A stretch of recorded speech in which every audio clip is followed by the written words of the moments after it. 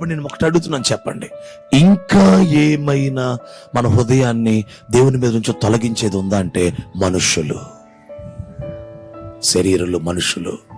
ఓకేనా?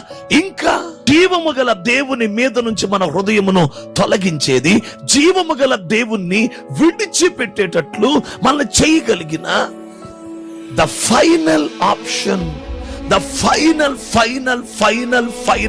Option is, చివరి అవకాశం దుష్టుడికి ఏంటో తెలుసా?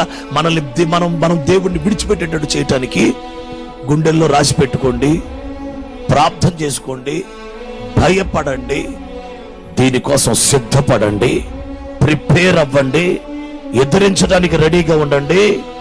దాని పేరు ఆ అనుభవమే శ్రమలు. ఒక వ్యక్తిని దేవుని విడిచిపెట్టేటట్టు చేసేస్తాయి, విడిచిపెట్టేటట్లుగా మార్చే శక్తి దానికి ఉంది. ఇప్పుడు ఏనండి ఒకసారి, ఇవే శ్రమలు దేవునిలో పరిపూర్ణులుగా కూడా మార్చేస్తాయి. చప్పట్లు కొట్టు దేవుని. ఇవే శ్రమలు పరిపూర్ణులుగా కూడా మార్చేస్తాయి. హల్లెలూయా.